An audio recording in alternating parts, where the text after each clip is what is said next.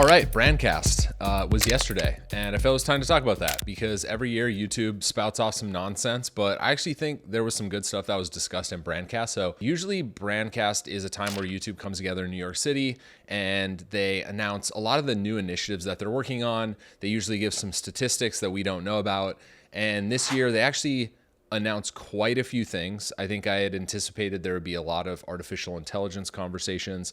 I had anticipated they would talk about TV viewing and some of the things that we've talked about on previous episodes, but I just kind of want to talk about it on this podcast a little bit. And so that's what we're going to dig into. I wish we could have watched it live. I don't know. I thought that they live streamed it. I guess that's not a thing anymore. But yeah, I just kind of wanted to dig into Brandcast. Are you just going to ignore the fact that I'm dressed like this, or? I wasn't going to mention the pirate costume. I think when you walked into my office this morning, I said, I thought you're now my jester. Yeah. So the Renaissance Fair is this weekend, so I'm just wearing it. I'm wearing it early. You got to break it in. I got to break it in. Yeah, I'm going for like blacksmith. I'm a blacksmith today. Yeah. So, everybody was there. You talk about who was there? We had some creators there. Kinigra was there. Ryan Trahan was there. I saw Zach King was there. Billie Eilish. I don't think people knew Billie Eilish was going to be there, but she ended up singing. There wasn't a lot of chatter about Brandcast. I thought that there would be a lot more people on Twitter talking about it, but they also didn't say anything that was that eye-catching. Like there wasn't anything that they announced that's revolutionary for YouTube. I think a lot of it was, we're number one in terms of streaming watch time. That was a big thing that they focused on at the beginning. They also spoke about just new initiatives on advertising. And one thing that I think they brought up was an advertiser will now be able to buy 100% of a creator's channel, which essentially means that every advertisement, pre-roll, mid-roll, that you'll see from a creator could be Pepsi, right? Pepsi could buy the entire, maybe not channel, maybe it's just video by video. I don't know, maybe I'm crazy. I think this has been available for a long time, so it didn't really surprise me that they spoke about it. What surprised me is that they're talking about this like it's some new initiative when it's been around for a long time. So maybe they ran out of things to talk about and they just threw this one in there.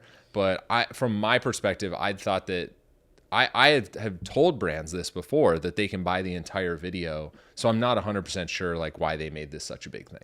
Yeah, I think a lot of what they were talking about too was allowing more creators to use it. So right now it's like not available with everybody, but they'll be rolling it out to more people.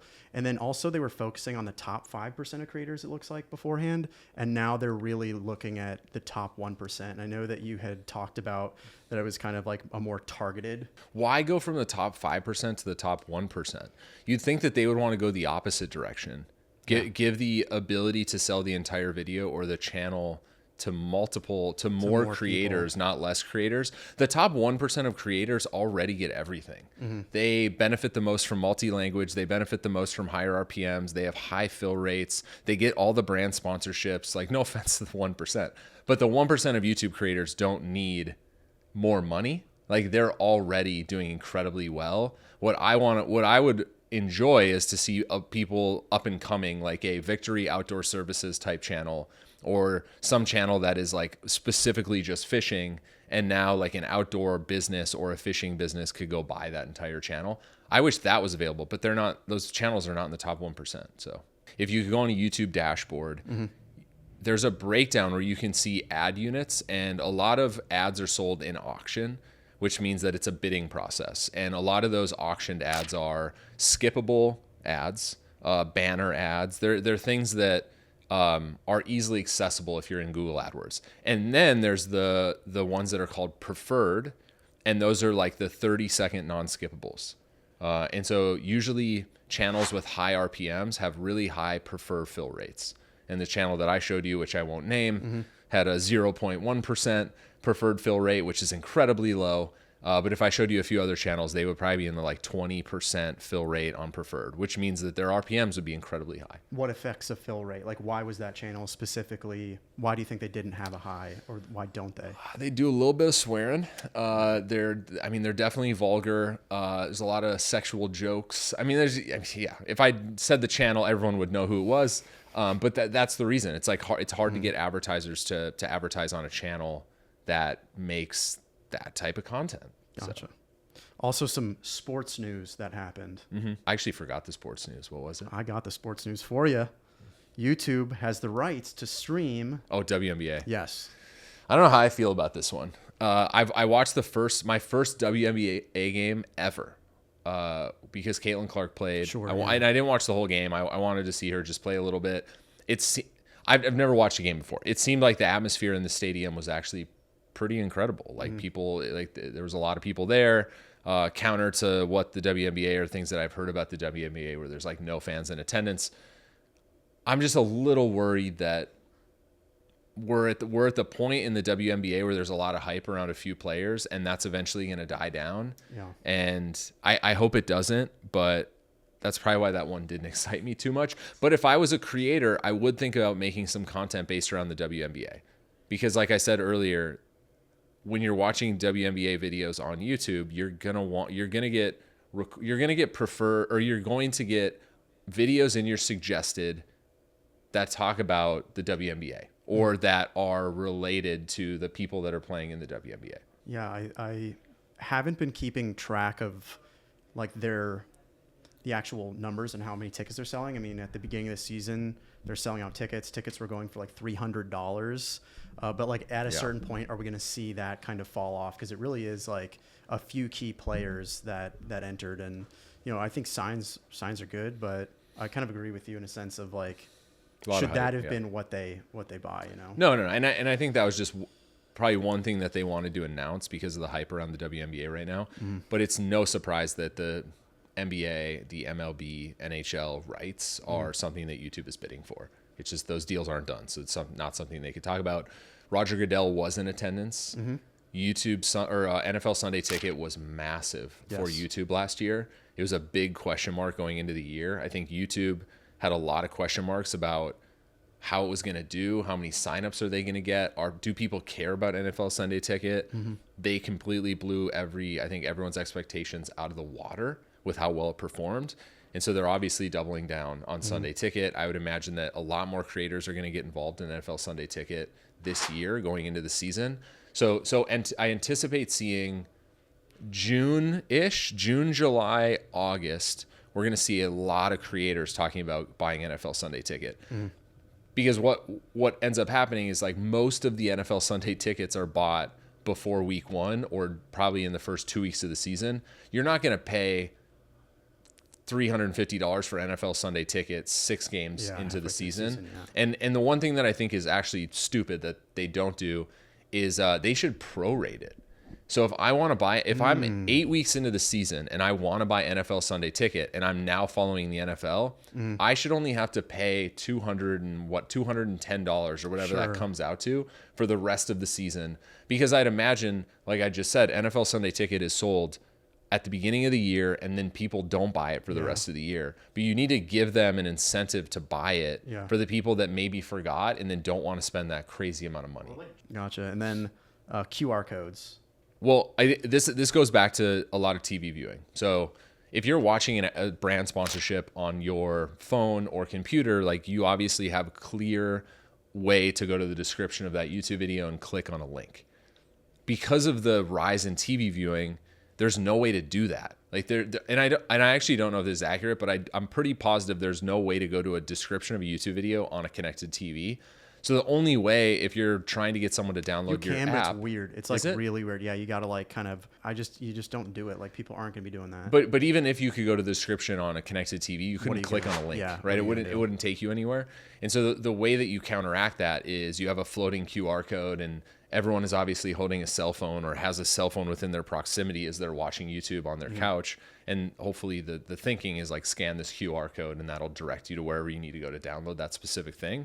And so we've seen a lot of creators now experimenting with this because of the connected TV.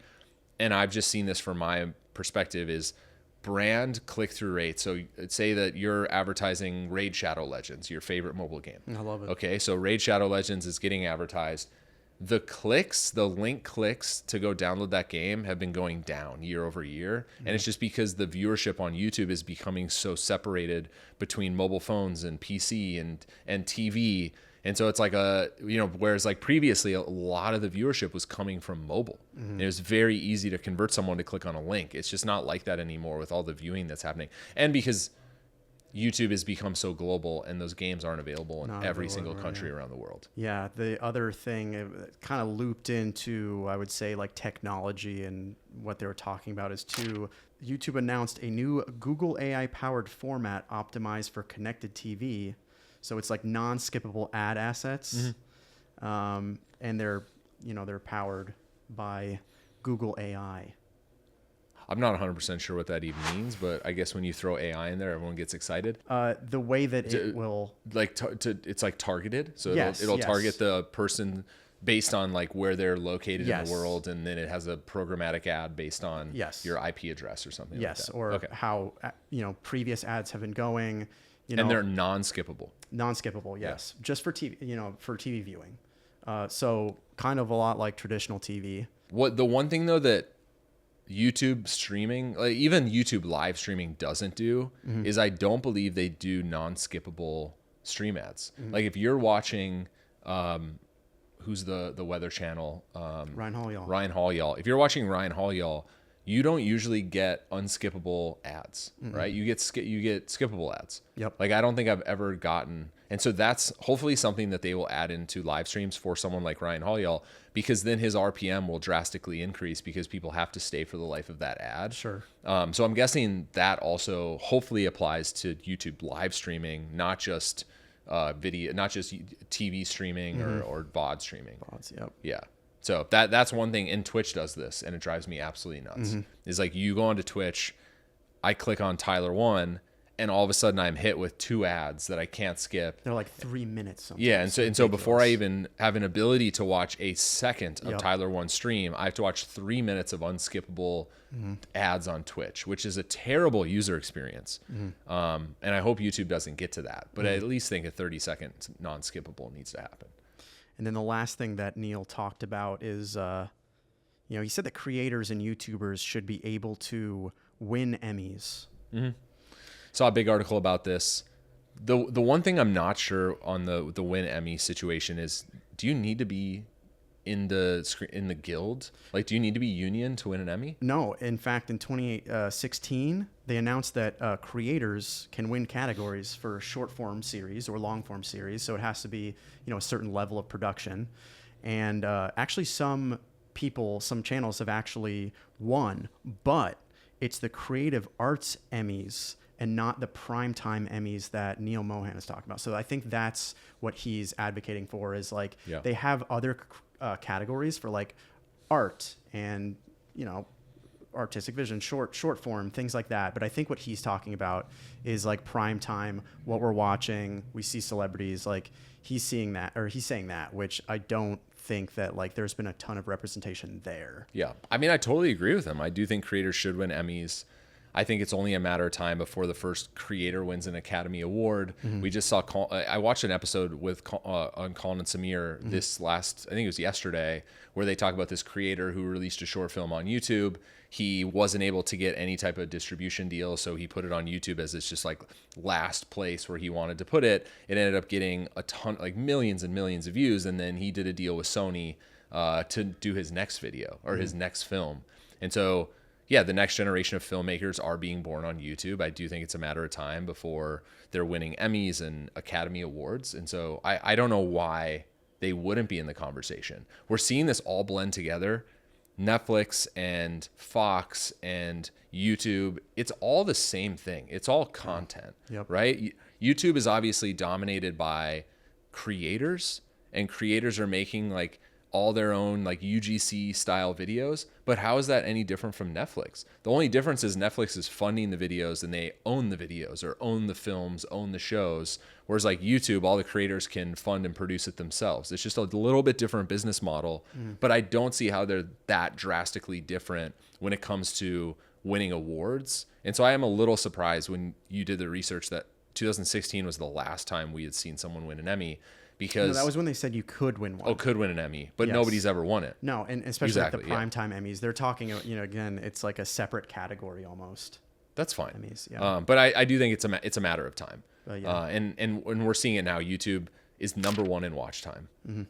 It's going to be very, very challenging for all the streaming services to keep up in terms of content. YouTube puts out probably millions of minutes of content every single second, right? Globally. And so it's so hard for someone like Netflix who has to pay for everything to keep up with that. And it's going to just continue to be hard for Disney Plus, for Hulu, for Max. And I just think like YouTube up and to the right, it's going to just continue to be that.